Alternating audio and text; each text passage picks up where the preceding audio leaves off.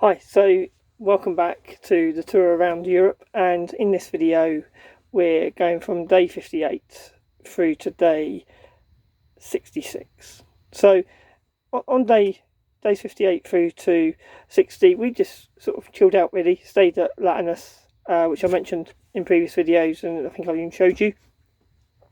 And they got a swimming pool there, and the weather hadn't been brilliant. But as the weather started to get better, we started using the swimming pool there, and it was really nice. So a great little campsite, really. Great facilities, swimming pool, washing up area, showers, toilets, everything you need. Plus, obviously, the swimming pool's a bit of a bonus. We're in decent range of a little town, so that was good. So yeah, a nice little stop there. And then on day 61 we decided to get the train into Bordeaux. So we walked down to the local train station, Hum, and got the train directly into Bordeaux. It was about 45 minutes, and for the two of us I think it cost about €30 return, so not too bad given the length of the train journey. Both journeys were bang on time, all worked really well.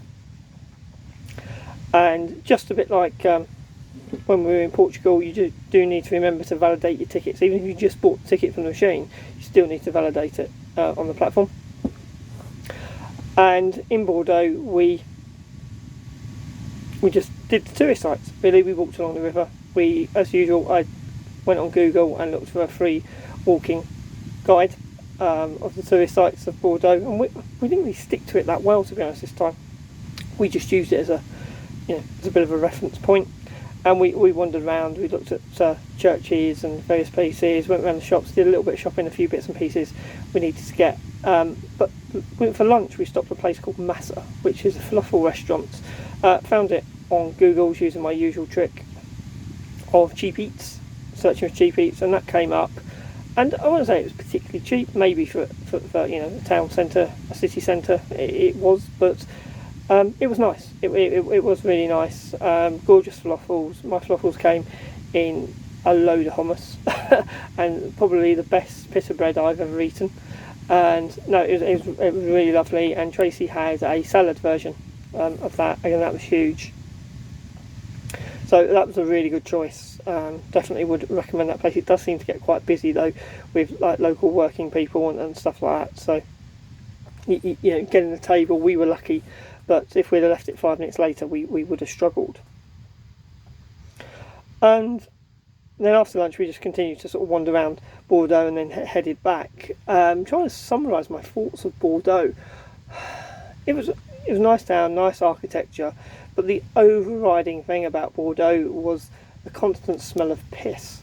I hope that doesn't offend anybody, but we both noticed it wherever you went. There was just that constant smell of urine everywhere.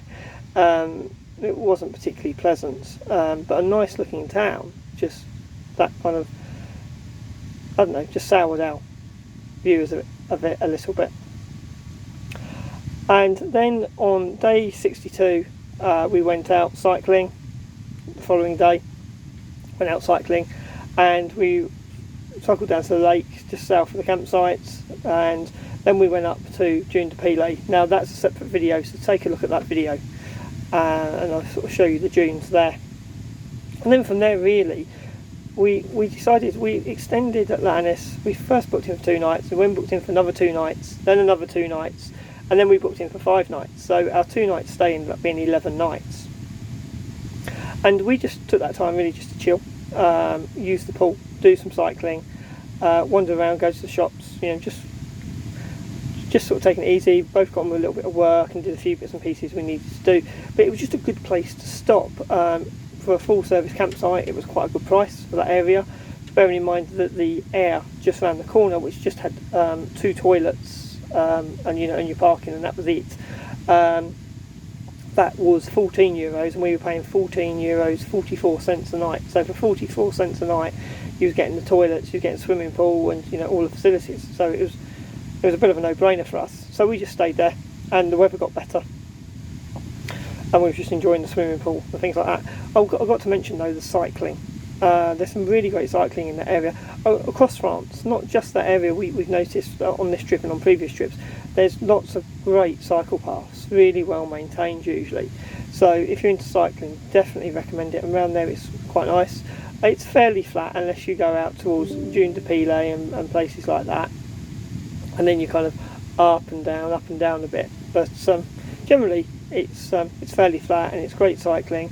And we did that quite a lot. So from the campsite we go out to the coast, and then I'll go around to Arcachon, round that way, or go the other way towards Tesh maybe, and you can cycle around by some almost like salt marshes, probably the easiest way to describe it. But when the tide goes out in the bay, it's quite a nice sight and really nice cycling. And generally as well, motorists are very considerate to cyclists around there. They give you bags of space, when you're not on the cycle path, etc. And when you're crossing the roads, they give you right away. Obviously there's always the odd idiot, but generally it's quite good. So that was it really, and then we left La Annis on after 11 nights on day 66, and I'll tell you about where we went to and what we did next in the next video. So I hope you're enjoying these videos. I'm trying to keep them fairly short, but I hope you're enjoying them. If you are, please do feel free to subscribe. If you've got any questions, comments, just sort of put them below and I'll get back to you. And that's it really. I'll see you in the next video. Thank you.